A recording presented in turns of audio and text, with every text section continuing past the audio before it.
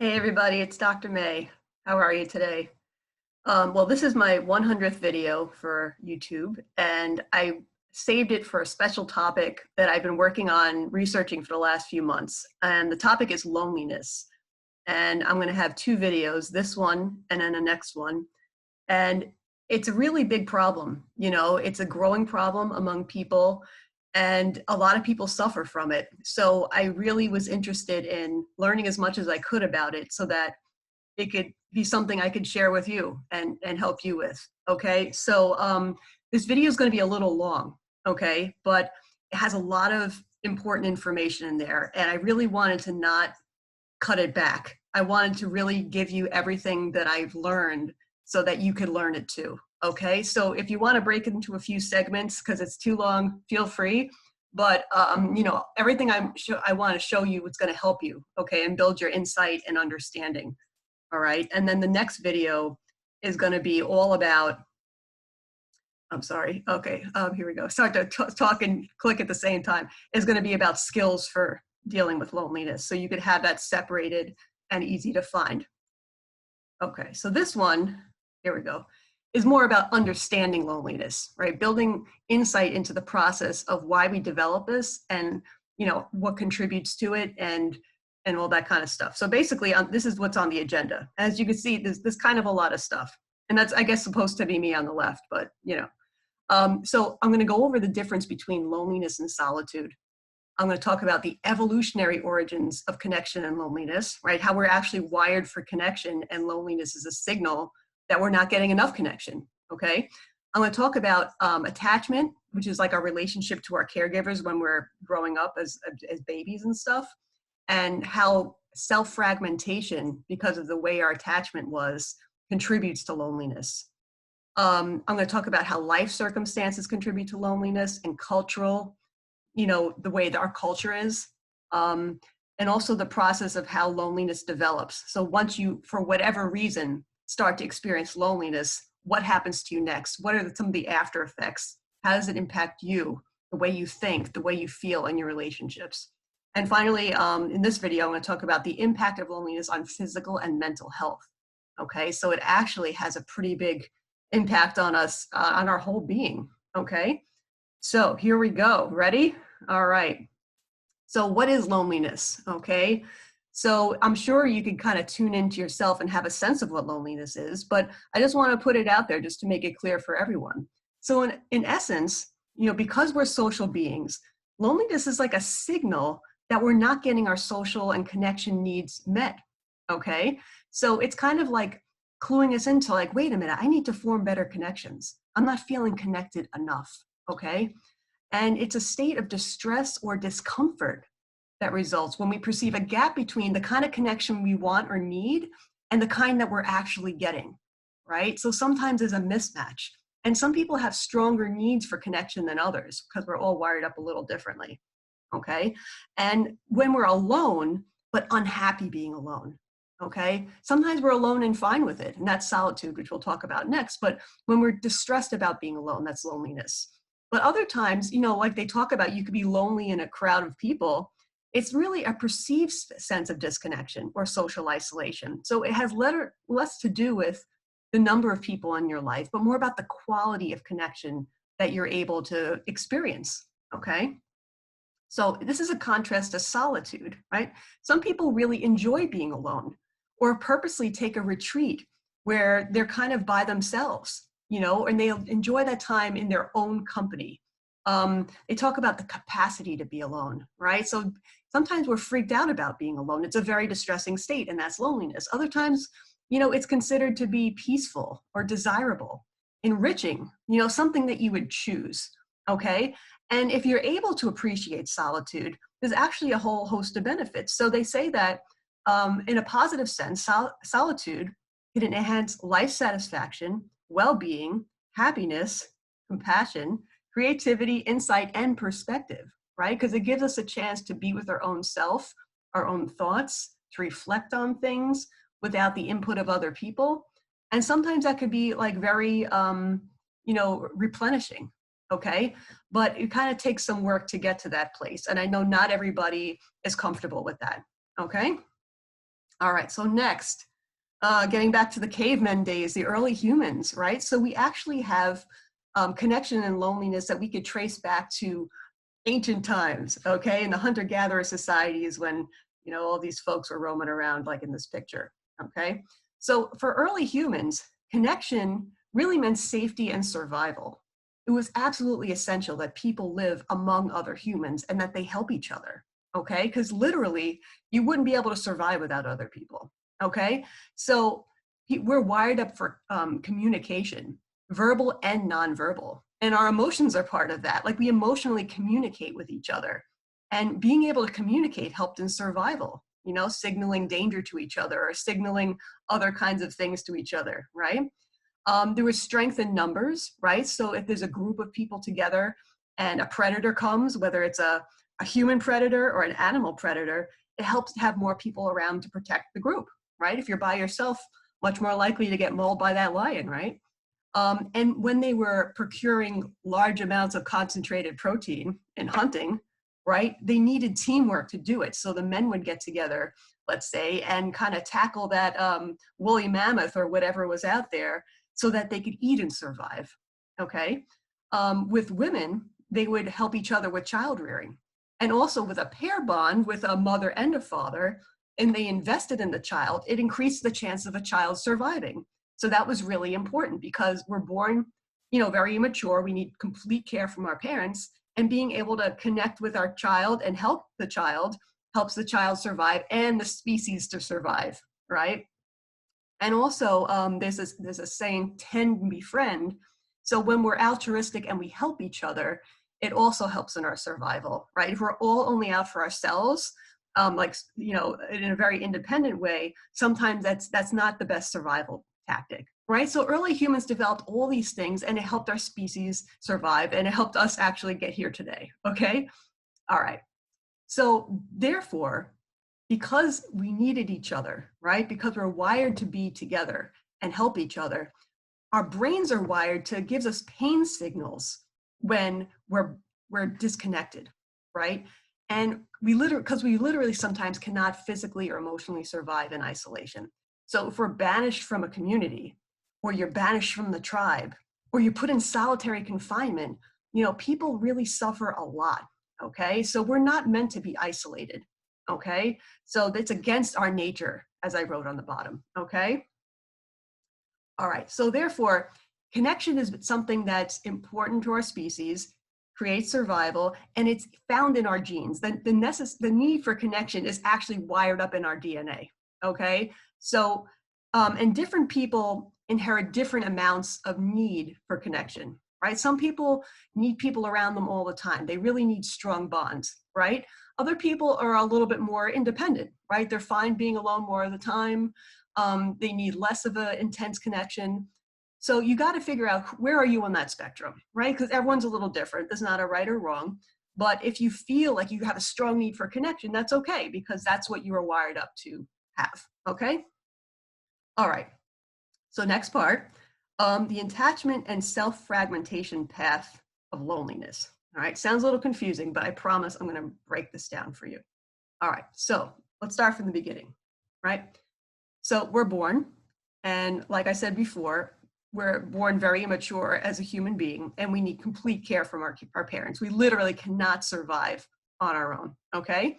So human babies are helpless, and they need their mothers. I'm just gonna say mother, even though I know other caretakers could be involved, to create a bond with us, right? And that bond helps us to get fed, to get self-regulated, right? So they help regulate our physiological states and our emotions by the holding, the rocking, the attunement, right? And all that helps our survival. Like there was a problem a number of years ago in Romania where there was orphanages where the kids barely got any care, emotional care. They weren't picked up, held, rocked, and there was like a failure to thrive. It just didn't grow well. They couldn't form bonds later in life, right? You literally need this comforting and care and touch from your parent, right? It's super, super important. Okay. And another thing to keep in mind, right, is when we're born whole, okay? We're born with a full capacity to experience all the aspects of human experience, all the different emotions that are possible. You know, everything is already in us as like a little seed that has potential. Okay. But because we need to maintain that bond with our parents, because we need them to survive, literally, we allow ourselves to adapt to keep that attachment going. Okay. So if our parents make us feel like certain emotions are acceptable, we're going to allow ourselves to feel those emotions, or certain experiences are acceptable. We're allowed to feel them because that'll help keep the attachment going, right? Other experiences or feelings are not reinforced very much. Maybe we're made to feel bad for acting out or being angry or being difficult. Or if you're a boy, maybe you're not supposed to be crying. You're not supposed to be anxious or sad. It's okay to be tough and angry, but it's not okay to be anxious. Maybe for a girl, it's not as acceptable to be angry, so you suppress the anger, right? So there's certain, or maybe you're not supposed to be too needy, even though you're a kid and you're supposed to be needy, right? So if you find that there's certain experiences your parents did not allow you to have, to keep the attachment going, you have to like throw them away, right? You have to push them aside. You gotta pretend they don't exist. You gotta suppress them, or you project them onto other people. Whereas like you see those traits in others, but you don't recognize them in yourself, okay? And so you become fragmented. So the fragments are the parts you keep, which are more conscious and available, and the parts you have to get rid of, which are more unconscious and pushed to the side, right? So we start to split in different parts of ourselves instead of staying whole, which means that all the experiences we have are allowed. Okay, does that make sense? All right, I hope so. All right. So in essence, we start to become at war with ourselves. The parts split up, and we start to treat our parts the way our parents treated them, right? So if we were berated for crying or being ashamed or being needy, guess what? We start to then treat those parts of ourselves the same way. So if we catch ourselves being upset, we catch ourselves being needy, we start negatively beating up those parts. Oh, what's the matter with you? Why are you acting like that? Are you stupid or something?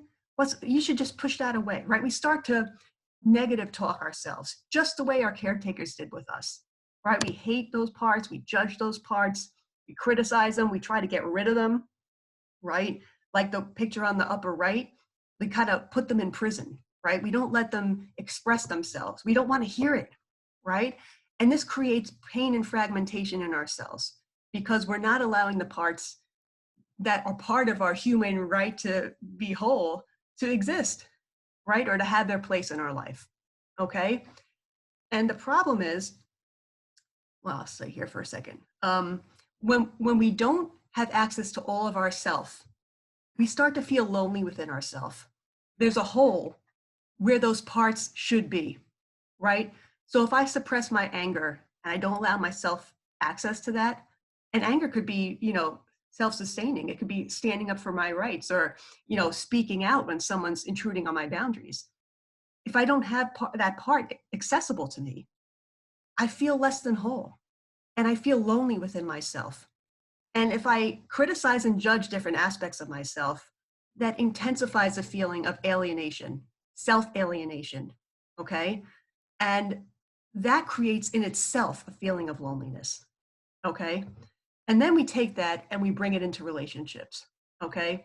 So there's parts of ourself that we believe people will be okay with, and then there's the other parts, the banished parts, that we have to hide, okay? So just like in our relationship with our caregiver, there's parts that we believe will be acceptable to other people. Maybe it's okay for me to be happy, it's okay for me to be successful, it's okay for me to be whatever, but there's other parts that I have to hide. It's not okay to be angry, it's not okay to be scared, it's not okay to be shameful. So it creates a split, right? And it's like putting on a mask, just like in that picture there. So I have a false public self that I show to other people, and that's the part that I believe will be accepted. But meanwhile, there's another whole part of me that I have to push away. And when I feel like there's a part of myself that I can't share, guess what? It creates a feeling of loneliness because I can't fully connect. I need my whole self available to connect with other people to truly feel connected.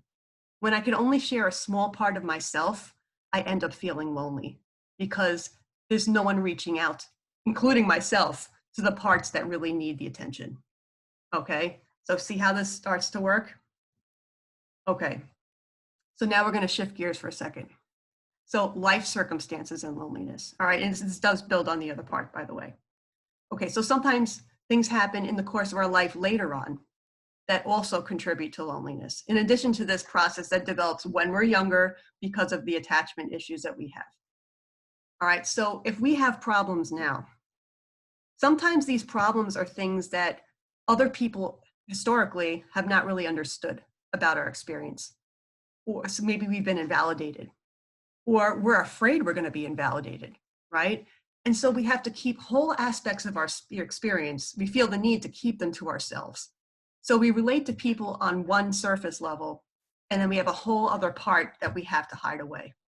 So for example, if you're struggling with issues, aftermath of abuse from when you were a kid, that still bothers you, you might have to keep that to yourself because not everybody's going to understand it. Or if you're in a domestic violence situation now, and you're afraid to let people know, that's a whole big part of yourself you have to hide. So you're only relating with a false self to people on the outside while you're struggling with this big problem on the inside. See how that split gets created, and that creates the loneliness. This could also be the case with addiction, right? So let's say you go to work and you're functioning okay during the day, and then you go home at night and you binge drink, and nobody even knows it, right? Same thing with mental illness, right? That might be a part you're afraid to share with people. Or if you have a certain loss of a loved one. Sometimes it's as simple as like losing a partner or losing a parent. But other times the loss is even harder to understand for a lot of people. Like if you lost a loved one to suicide, you might be afraid that if you share that, they're somehow going to blame you, right? Or if you lost them to addiction, they're going to think, oh, you must have been a bad mother, right? Or let's say they were murdered and you think like, how many people are going to understand murder, right? I don't know anybody who was murdered, right? Or anyone who has a loved one who was murdered. You feel so alone in your problem, and that creates the loneliness. Or what if you're being cheated on, and there's a certain shame associated with it? Like maybe people are going to think that I wasn't a good wife, and that's why my husband cheated on me, and there's something wrong with me. So you got to hide. You feel like you need to hide that, right? Another painful loss for a lot of women, especially, although it does affect the fathers too, is a miscarriage, or a child loss. And it can be very painful. And you might feel like, God, I see all these women with little kids in baby carriages, and I just lost my kid and I don't even know what to say, right? So all these things make you feel very isolated in your problem and create more of a split. Okay, so in addition to your own childhood trauma that already created these splits where you're allowed to feel some things, you're not allowed to feel other things, this just compounds the problem, okay? Okay, other times the loneliness can happen from a life transition. Okay, so let's say I'm living in a certain circumstance, right? I'm living in a house, have certain people in my life, friends, family, I'm at a certain job, I'm in certain clubs, whatever, and my life is pretty good and I'm not lonely. Then all of a sudden, one of those aspects of my experience changes, okay? Let's say I lose a partner, or I move to another city, or I get a new job, even if it's a good thing, right? Some people, if they join the military, or they retire, they were at a job for 30 years and now they're not there anymore, or even if you get a life-changing illness, it affects the social circles that you have, and sometimes it totally uproots your life because you're moving somewhere else, or you're leaving a job with a whole series of people. And all that change is a loss. You're losing the people you were connected with, and it leaves the hole of loneliness, okay? And it's kind of a transition point where you might have to rebuild your social network again, or your intimate circle of people. And until you do, sometimes it's a very lonely feeling, okay? Even the life-changing illness, right? Like not everybody understands cancer, for example, or if you're really suffering with that, you may not be able to socialize, and go out and see the people you were seeing before. Or now you feel different because you had an experience that everyone else in your life doesn't understand because they haven't had it, and that feels like it's pulling you away from them. Okay. All right. So cultural contributions to loneliness. All right. So loneliness has been on the rise. Okay. Not everybody has always been lonely at such a high rate as we have right now. Okay. And so I want to broaden the context for you just so you can see how this works. And it's not just a you problem, like it's a bigger societal problem, okay? So one of the things, which actually has started back since the Renaissance, they say, is the move toward individualism, right? So sometimes societies are more collectivist, so it's more we-oriented, whereas Western societies, such as in the US, are more individual-oriented, right? It's more me-oriented rather than we-oriented. But the me orientation goes against our natural human tendency to live collectively, right? So like when we talked about the ancient humans, they live in groups, right? They help each other. If I try to just be a loner, it's literally kind of going against my nature. And so society's changing faster than my genes are. And it may not be the best match for me. I might be a person who has a strong need for connection with other people. But in an individualist society, maybe I'm not reinforced for that so much, right? I'm kind of taught to, come on, pull up your bootstraps and get out on your own. But maybe that's not right for me as a person, individually, right? So just to give you the little historical stuff down here. So starting the Renaissance, there was a greater cultural focus on the individual, right? Then in the Industrial Revolution, right? So there's more factories now being established. So people weren't just making a living in collective farms and things like that. They were moving out of their villages, which were more collective and interconnected, into suburbs and cities so they could work in factories. And so the original clans or tribes or villages were kind of broken up for people to work in factories. So they didn't have the same kind of connection as they used to, okay? Then when Protestant theology was getting a little bit more popular, that also shifted to a focus for the individual and an individual responsibility for your personal salvation, right? So that was kind of another focus that kind of made it focus on me, right? Then the next thing is in American or Western individualism, it's like, again, about denying the importance of interdependence and connection, right? So it's kind of pushing us to go against our nature to follow this cultural mandate. So in the picture, we got John Wayne here, the rugged individual breaking out, going out west and doing his own thing, right? But that's not always for everybody. Okay, another thing too is what they call suburbanization. So the greater push to move towards suburbs. And as you can see in the picture, right, look at those houses. They're kind of spaced out. There's not a lot of room for people to kind of collect and socialize and interconnect, right? Everyone's just in their own house doing their own thing. It's very different from what I've heard from my parents and grandparents, right? So they lived in like Brooklyn and stuff like that. And all the brownstones are really close together. Everyone sat on each other's stoop. Everyone knew each other. They played ball in the street. They went to the schoolyards. They entertained each other. When there was no air conditioning, everyone sat outside at night during the summertime and they talked because it was hot as hell in the house, right? When TVs came along, when air conditioners came along, everyone started separating and going their own houses. There was much less need to entertain each other, and people started to separate even more. And another thing that's been happening, if you think about it, there's a lot of more movement in terms of jobs, right? In the past, people would get a job and stay there for their whole career. Now it's much more common to shift jobs and shift locations and move across the country multiple times throughout your lifetime. So you don't establish the same roots, right? And also, whereas people often lived close together with their families in the same towns and neighborhoods, people now spread out all across the country or countries. And so there's much less contact, right? And one of the things that helps you establish closeness with people is to literally be close to them, have frequent contact with them, to see them on a regular basis. When people live across the country and they see each other like a couple times a year tops, it's hard to establish strong bonds, right? And if you keep moving from place to place, your friendship groups have to keep shifting. It's hard to maintain friendships, even business relationships when you're not with the people, right?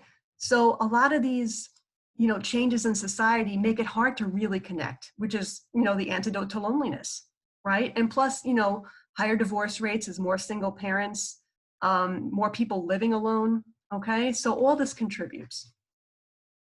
All right, here's another thing. Cultural expectations about relationships, okay? So different cultures have different expectations. And sometimes if we feel like we don't meet our culture's expectations, we're falling short in some way. And we tend to perceive that as wrong and tend to feel a little lonelier, right? So for example, in marriages or partnerships, some countries, being married is like the thing to do. Like you really need to get married, okay? That was definitely the case in the US in the past, less so now. But they're saying, let's say in Italy, it's considered the norm. It's the thing you're supposed to do. Whereas in Finland, it's considered optional. I've also been to Iceland, and there's a lot of couples that are not married. They're couples, but they don't feel the need to necessarily tie the bond, tie the knot officially as a marriage, right? So there you might feel like it's not as big of a deal if you're not married. If you're in a culture where it feels like it is a big deal, you might feel like there's something wrong with me and feel lonelier, okay? Same thing with friendship. Some cultures, if you have a couple of friends, close friends, that's considered totally acceptable and fine, right? So that's the case in Austria and Germany, okay? Other cultures, like in the US, it's considered more common to have multiple friends, a ton of friends, right? And that's more acceptable, or a bigger group. And if you don't, it's considered like there's something wrong with you. I could also say that in high school, right? Think about that. If you're not in a clique, you might feel lonely because it feels like everybody's in a clique. Even if you have a couple of close friends, if you don't have that bigger group, it feels like, you're lonely around there, right? So another thing is on Facebook or on, social media, what's a friend is like someone you friend. It's not the true meaning of friendship and connection. It's just a collected list of people that you happen to know, or maybe not even know in person, maybe that you've just met online, right? And it's considered like, I need to have all these friends on social media to be okay. And if I don't, there's something wrong with me, right? So we start judging ourselves or thinking there's something wrong if we're not meeting these expectations, okay? All right, so next, we have a culture of busyness, right? And I put a picture of kids here because this is especially true in school age kids and high schoolers, right? Since you're little, you're told you need to prepare for college. You need to get involved in activities, right? So what do parents do? They sign kids up for all kinds of stuff, sports, music, hobbies, all kinds of things. And their schedules a lot of times are packed. I know kids that are exhausted because they're going from practice to practice to practice. And when you're in so many structured activities, you go from school, which is structured activity, to a sport, let's say, which is structured activity after school. It's hard to really connect with people on a deeper level when you're in a structured activity. You need like just downtime, free play to have that closer bonding experience. And when there's not enough time made for that, you're kind of depriving yourself and making it hard to even learn how to do that when you get older, okay? And another thing, of course, we have to mention internet usage, okay? So on the one hand, people use their devices to combat loneliness, right? So if I scroll through social media or I surf the web or I'm doing things on my phone, sometimes it distracts me from my feelings of loneliness. Or I might get involved with online relationships, in different groups and stuff like that, that kind of make me feel somewhat connected, but it's not a deep connection, okay? And the superficial online relationships are like junk food, right? It's kind of like eating a sugary snack, but you're not really getting the nutrition you're looking for, okay? Another problem with internet usage is it promotes more social comparison. And again, when you feel like you're falling short of a standard, you might end up feeling more lonely. So if I'm feeling lonely and I'm scrolling through social media and I see pictures of my friends with their family, with their friends out having a good time, I might compare myself and my situation to that and think, wow, I'm a loser. I have no life. When I look at them and what they're doing, wow, I'm pretty lonely, right? But whereas if I was just dealing with myself, I may not have come to that conclusion as fast.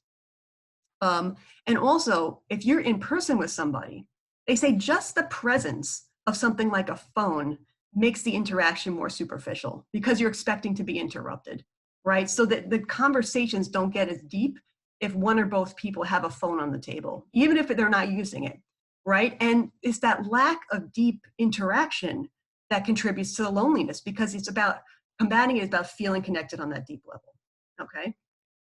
Okay, so given all this stuff, the loneliness stats aren't looking so good, right? So individualistic societies, as we mentioned before, have a lot more loneliness than collectivist societies, right? Because we're kind of too much on our own. And they say nearly half of Americans report feeling lonely. And that's a lot, right? Men report more frequent loneliness than women, probably because women in general probably like a little bit more, connected in terms of the way they interact with friends and stuff. And more than 60% of lonely people are married, right? So it might mean that you're not able to fully share yourself with your partner, right? Or you somehow feel disconnected. And millennials are one of the loneliest generations. I don't know if they really looked into the generation Y or Z or whatever the heck we're calling that, but millennials are even lonelier than older people, right? Sometimes people think the old people are the ones who are the loneliest because they lost a spouse and they're old, but no, millennials are, right? 30% of millennials ages 23 to 38 always or often feel lonely. About 1 in 5 say they have no friends, right? It's sad, right? They might have like a million Facebook friends, but no true friends. 27% say they have no close friends, and 30% say they have no best friends, right? So we really need to do more to help ourselves feel connected, right? Agreed? Okay. All right, so here's more of a psychological process of how loneliness develops. Now, this is really important to keep in mind, and you might be able to really recognize yourself in this. Okay, so check this out. Okay, so first thing that happens is for whatever the cause, whatever the reason, kind of like the reason we just discussed, your need for connection is not being adequately met, okay? So you're left with a feeling of loneliness. So the loneliness kicks in and it gives you the message, okay, you need to make connections, right? It's a signal, right? So at first, it might increase our motivation to try to make new friends, meet new people, try to make a good impression, work with others, view others in an optimistic way, try to make it happen, right? But this doesn't stay this way for long, okay? When it becomes more chronic, it becomes a bigger problem. So because it was a danger to be isolated, right? Think in caveman days. If you were by yourself, you probably were dead.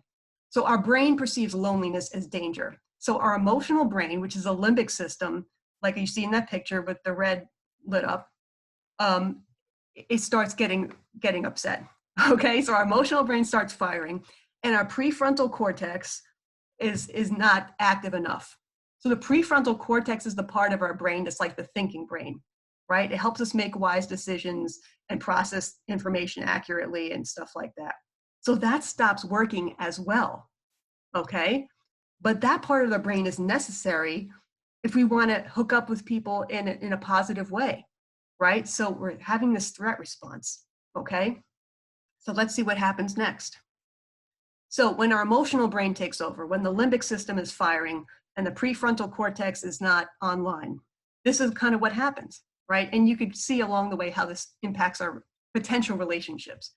So we're more vulnerable to stress, right? I think when we're more emotional, we're more stressed out. And we tend to respond in a negative way, right? More pessimistic about things. We tend to avoid things more. We're more passive, right? We get very stuck on the negatives and don't get as much uplift from the positives, right? So think about meeting new people. If you're very pessimistic about whether or not it's going to work out, or I don't know if that person's so great anyway, or I don't like the way he looked at me, right? And then if someone is nice to you, you kind of dismiss it. You don't take in the good. It's really not going to bode very well for meeting new people, right? And so this is what your brain's doing, right? And let's say there's like a little bit of a slight or a little bit of a rift. You're more likely to ruminate about it if your emotional brain's taking over. You're less likely to get past disruptions or setbacks or slights or betrayals, right? You're more likely to get stuck on them, right? And an inability to move past it is going to prevent you from repairing any rifts in a relationship that you do have, okay? And you're also less likely to persist in the face of difficulty. So you're more likely to give up on the process of making friends, right? If you, all right, so I went out last night, I tried, it didn't work, forget it, I'm not doing this anymore, right? But if you don't keep trying, it's reducing your chances of meeting people, right? And you're letting like one setback really set you back, okay? Another thing that happens is when your emotional brain takes over, you tend to be more impulsive and make worse decisions. You could even be more aggressive. You can make dumb decisions. You could take risks. So maybe you're going to hook up with the wrong kinds of people. Think about it. Like if I'm lonely and I go to a bar and I meet some random guy and he says, hey, you want to come back to my place? And I'm thinking, okay, right? But I don't know this guy from Adam. I might be taking a dumb risk because I'm kind of in an impulsive mode, right? I might get more snippy with people because I'm feeling a little more agitated when things don't go right. And that's going to push people away. Because I'm in a threat state, when we're feeling threatened, we tend to do things to preserve ourselves, right? To try to protect ourselves. So that kind of translates into looking more selfish, right? Or egocentric. But when I'm more selfish, I'm not giving to others, and the giving to others is what helps to build the connections in the relationships. All right, it takes away from the cooperative nature of working with people. Let's say if I'm, trying to make friends in a workplace or in a volunteer position, right? So if I'm not seen as helpful or able to reach out to others or empathic, I may not be the most appealing person to be around, you know? It also, our emotional brain and the lack of prefrontal cortex activity makes it harder for us to focus, right? But when we're with people, we need to focus on the interaction. We need to focus and tune into them. And if I'm too distractible with other things, it's going to take away from my ability to connect. All right. And finally, it takes away from my ability to read social cues. So on the one hand, I want to meet people and I need to tune into others to figure out whether they like me or they don't like me or how they're responding to me. But if I'm misreading the social cues, that reduces my chances a lot. Okay. So it's like, oh man, I really want to make friends, but my brain's not letting me make friends. Okay. All right. So also what's happening is we have a sense of being hypervigilant, right? So think about it. If you're on the savannah and you're an ancient person and you're under threat, what do? Right? You have a lookout. You have a lookout from the tribe that scans the horizon and looks for the threats. It looks for the dangerous predators. Okay. So when I'm feeling threatened by my loneliness, which is a dangerous position to be in, right? Because historically being alone is dangerous. I'm looking out for threats, right? So I'm more likely to see negatives. I'm more likely to see a threat if I'm looking out for a threat, right? I'm really just doing it to protect myself. But if what I mostly see is negatives in other people or misinterpret cues that are neutral as negative, it's not going to always work out well for me, okay? And I might see others mistakenly as more critical, competitive, denigrating, or unwelcoming, right? So if I see others like that, I might preemptively just not deal with them because I think they're threatening, and they may not be at all. And that's part of the problem that loneliness can create for us. Okay, so when I feel like I'm under threat, I need to whip out my defensive strategies, right? Because I'm trying to protect myself and I'm trying to avoid more pain and more rejection, right? Because, it's not easy being alone, right? Okay, so one of the things I end up doing is I try to avoid the negatives, right? I overperceive the negatives, and now I'm trying to avoid it because it's so painful. So I'm high in social avoidance, right? So I'm trying to avoid people because I'm afraid of the potential rejection or negative interactions with the people. But by avoiding people, I'm avoiding my chances of connecting with people, right? So if I do meet people, I might withdraw prematurely even before being rejected, right? I may pull away before I even give people a fair chance. I also might avoid seeking support, but I might need support in the process of meeting new people because it can be stressful, right? And relatedly, I'm low in social approach. I may not be the one to initiate an interaction, even though sometimes, you have to. You're taking the risk, but you might have to make the first move, right? But if I don't initiate, I'm reducing my chances as well. And I might self-isolate to avoid rejection. I might just stay home and watch TV at night instead of taking the chance to go out and, possibly meet somebody.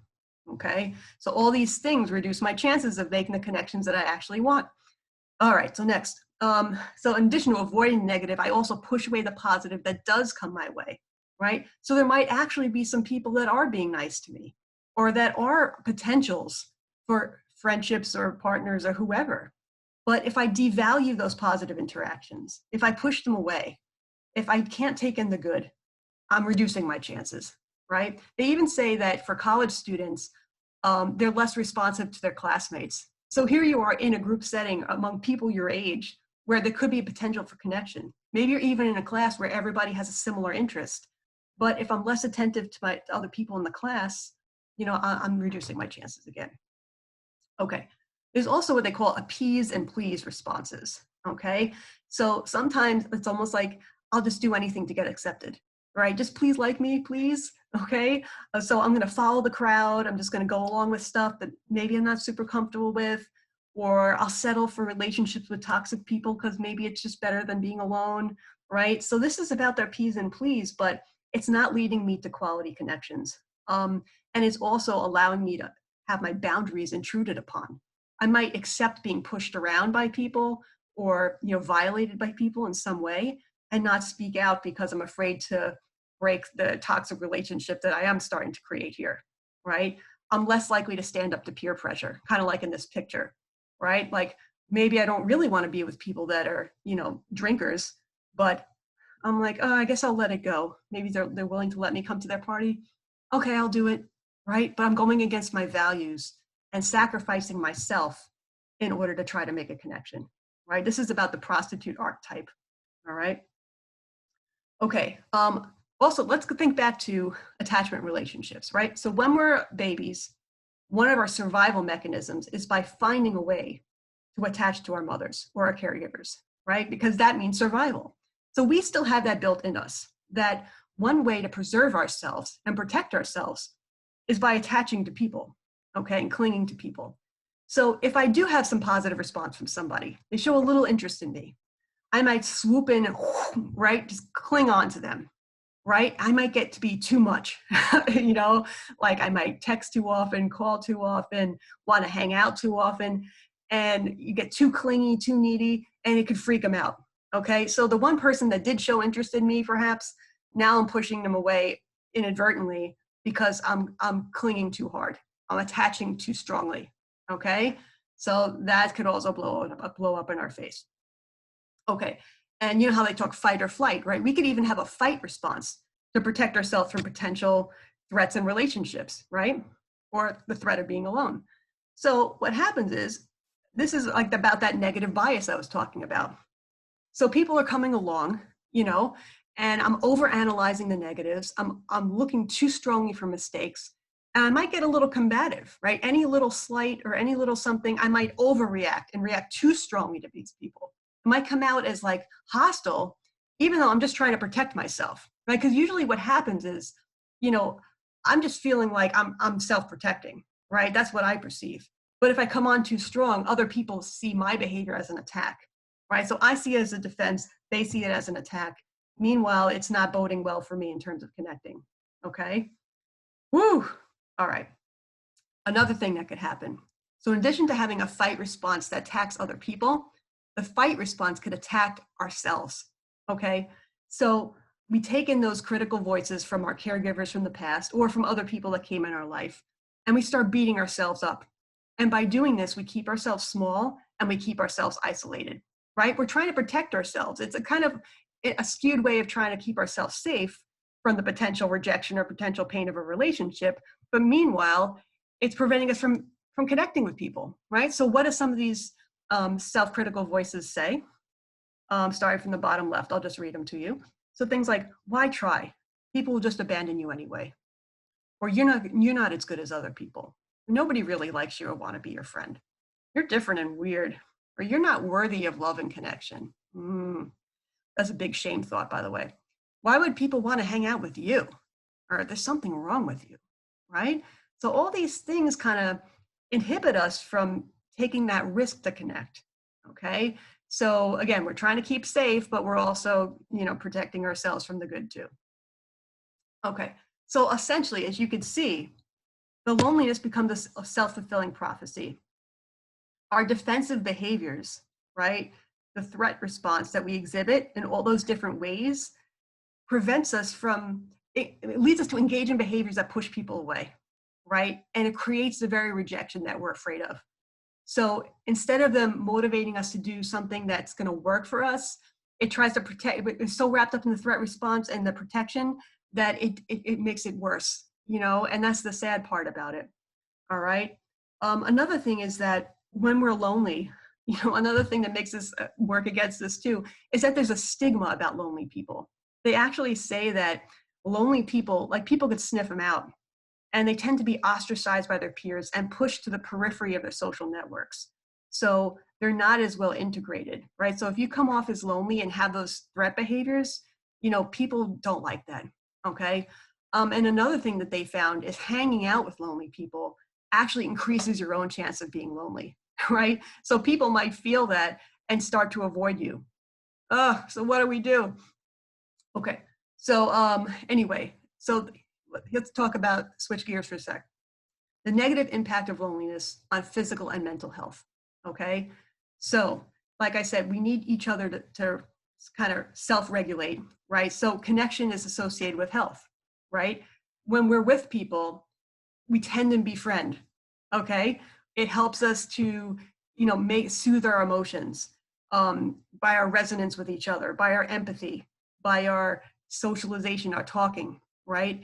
It helps our cognitive health. One of the greatest things you could do to prevent Alzheimer's and dementia is to socialize. Our brains got bigger and more powerful because of all the complex thinking that is involved in socialization. So when you don't socialize, your brain tends to get worse. And also physical regulation, right? So think about the mother rocking the baby, right? Babies need to be held, stroked, touched to regulate their physiology. And by regulating their physiology, it also regulates the emotions, right? So even as adults, we need each other to help do that. So our bodies suffer when we don't have that connection. All right, so here's what happens. This has been studied by a lot of different people. So here are some negative impacts of loneliness on physical health. So we have an increased stress response, right? So think about tend to befriend. Being with people soothes our stress response. Being lonely increases our stress response. And a chronic stress response creates problems in all aspects of our body, right? It suppresses our immune system. So we're not fighting off germs as well, like the little coronas in that picture or whatever that is. It increases our risk of cardiovascular disease, stroke, and high blood pressure. Increases our risk of type 2 diabetes, increases our risk of arthritis, and it even increases our risk of Alzheimer's and dementia, like I was saying before. Okay, and also, which is kind of interesting, is people who are lonely tend to feel hungrier, right? Think about it. When we're lonely, we're like hungry for connection. But when we can't get the connection, we almost literally feel hungry. And sometimes people tend to eat more to soothe their loneliness, right? It's like you engage in that behavior to try to feel better, but what you're really hungry for is human connection, all right? And you ever feel like, they talk about being left out in the cold, meaning like you're kind of cast out and alone? Lonely people literally tend to feel colder than people who are more warm and connected, okay? It affects your sleep, and not sleeping well also impacts a whole other host of physical problems as well as mental ones. And it's actually, they say loneliness is more deadly than smoking, obesity, and sedentary living. Crazy, right? I mean, smoking. And it increases our chance of death by accident or suicide, and increases our overall mortality rate, right? So we need people to live a longer, better life, more healthier life. Okay, but of course, as you probably can guess, loneliness also has a huge impact on our mental health, right? For example, with anxiety, loneliness, well, people who are lonely, okay, have higher levels of social comparison and social anxiety, right? So comparing how many friends do I have or not have, like I was saying before, because I'm having a threat response, I see other people as a threat, I see other people as very negative, as potentially rejecting me. And that creates social anxiety, okay? Depression, all right? It's correlated, it's not the same thing, but when you're lonely, you tend to be more depressed. People tend to have lower self-esteem, which is partly maybe shame-based too, like something wrong with you, you're not worthy of connection. Tend to feel more worthless, tend to feel more helpless, is more of a passing coping response, more hopeless, and more suicidal, right? So when we don't have that connection, all these things get worse. And also related to the Alzheimer's dementia thing, there's other cognitive problems that happen too, because your prefrontal cortex isn't fully online. So you have more problems with memory, learning, and decision-making, and Alzheimer's and dementia, okay? Yikes. Okay, and people who are lonely tend to have more problems with addiction. They say that among younger people, they actually drink less, but when they're older, they tend to drink more. But in general, people tend to medicate their lonely feelings with addictive behaviors and target behaviors. So in this context, target behaviors, I'm meaning things like self-injury, eating disorders, you know, and other kind of target behavior that they do in DBT, okay? Or substances, of course. So you're trying to fill the hole of connection that you really need to fill with connection with substances, right? But it's a poor substitute. You might feel connected to your, you know, behavior of choice here to some degree, but it's not the same as connecting to a human being. And that's why in 12-step programs, you know, they talk about connecting with other people.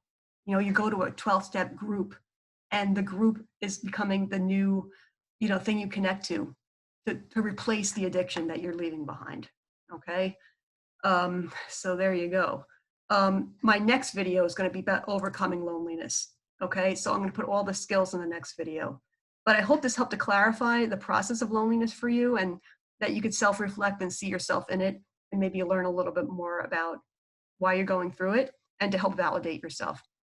Okay, stay tuned for the next one and see you soon.